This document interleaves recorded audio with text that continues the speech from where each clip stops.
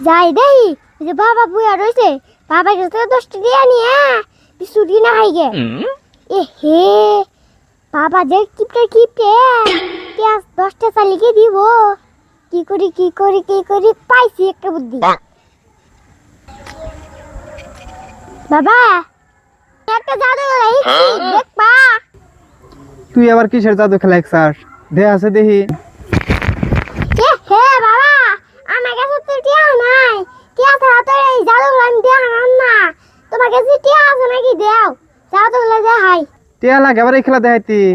আচ্ছা নেও তাও দেখি তুমি কিবা জাদু খেলা শিখছাও তাহলে বাবা কি করো তোমার চোখ দুটো